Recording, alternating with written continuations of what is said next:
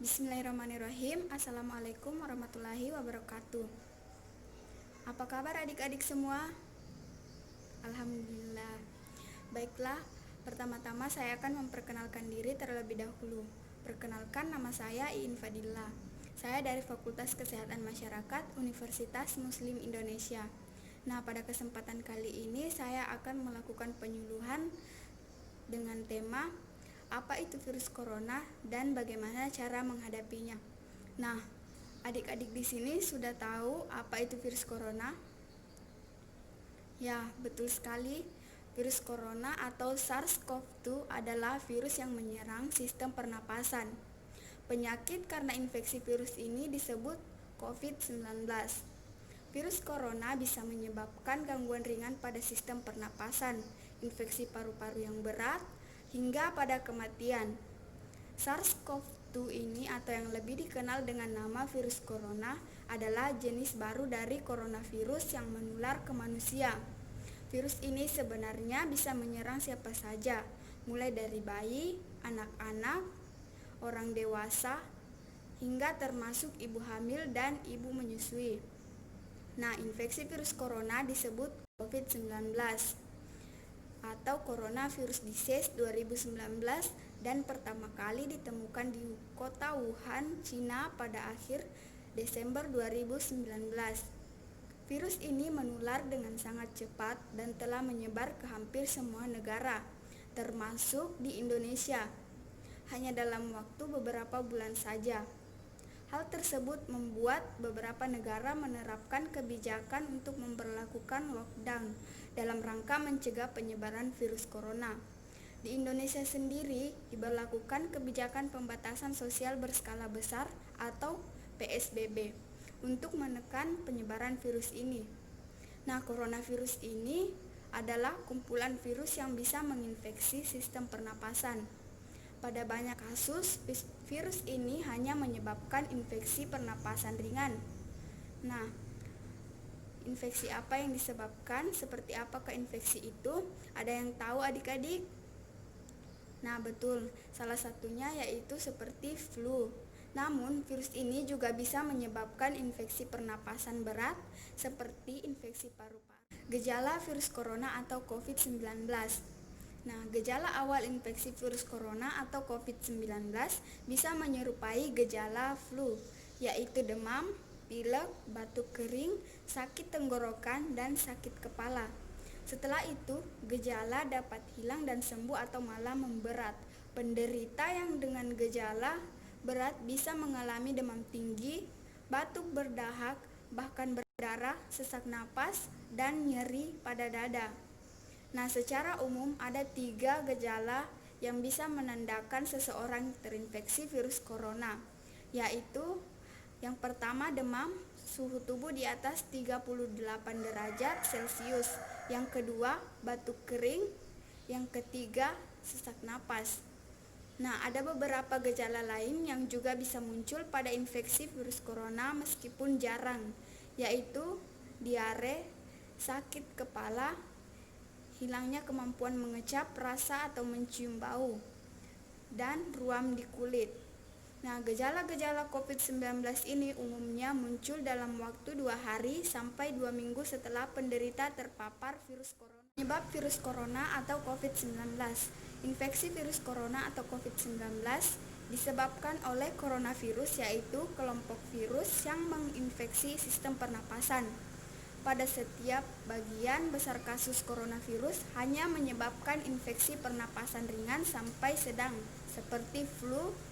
Akan tetapi virus ini juga bisa menyebabkan infeksi pernapasan berat seperti pneumonia, Middle East Respiratory Syndrome atau MERS, dan Severe Acute Respiratory Syndrome atau SARS.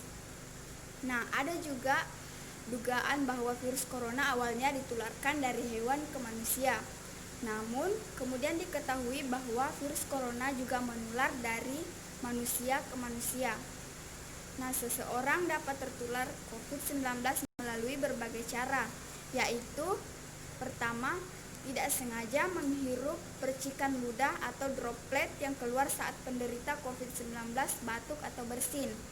Yang kedua, memegang mulut atau hidung tanpa mencuci tangan terlebih dahulu setelah menyentuh benda yang terkena cipratan ludah penderita COVID-19.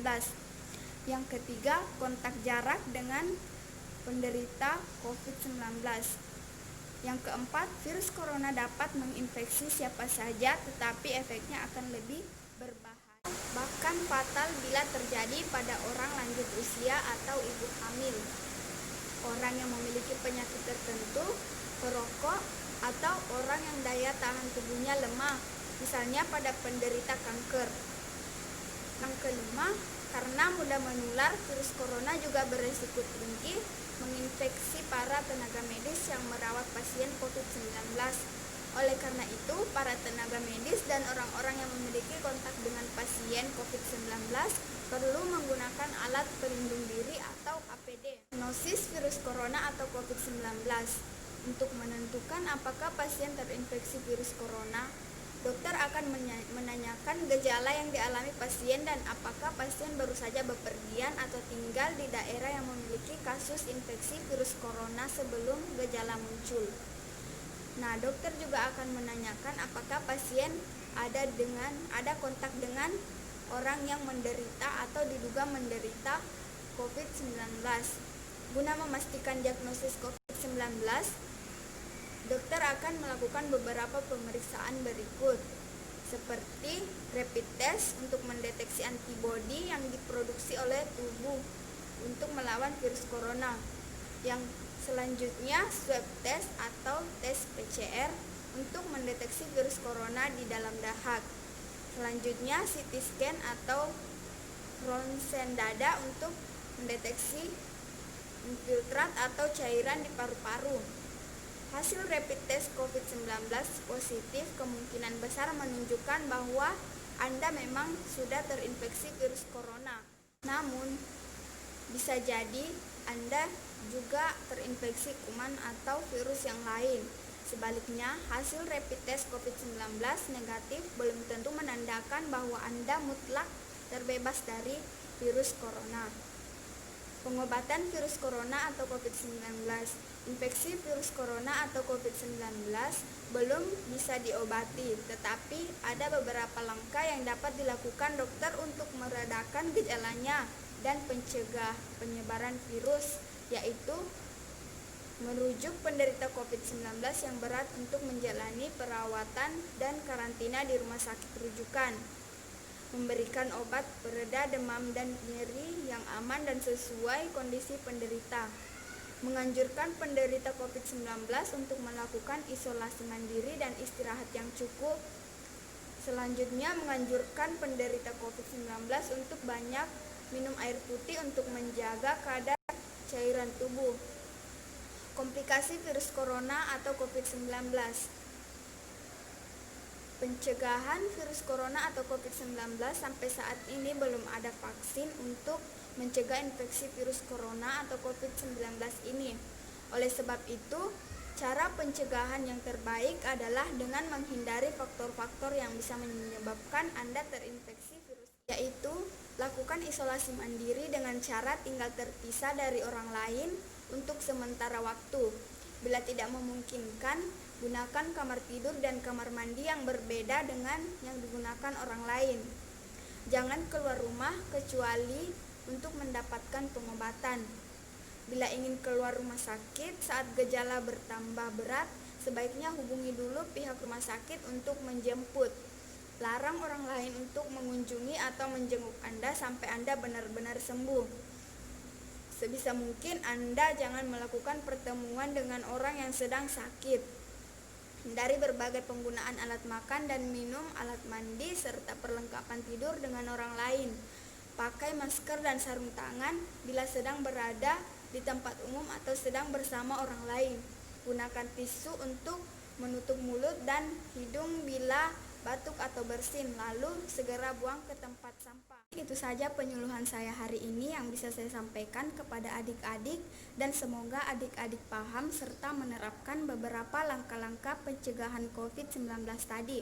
Semoga kita bisa tetap berada di rumah dengan mengikuti himbauan pemerintah serta menjalankan protokol kesehatan demi memutus tali rantai penyebaran virus corona.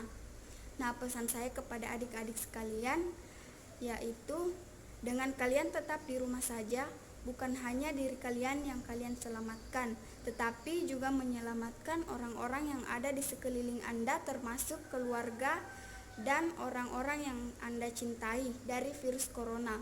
Sekian penyuluhan saya pada kesempatan kali ini. Kurang dan lebihnya mohon dimaafkan. Saya banyak-banyak mengucapkan terima kasih kepada adik-adik sekalian yang telah menyempatkan waktunya untuk mendengarkan materi penyuluhan yang saya bawakan tadi. Sekali lagi saya ucapkan terima kasih. Saya akhiri dengan wabillahi taufiq wal hidayah. Wassalamualaikum warahmatullahi wabarakatuh.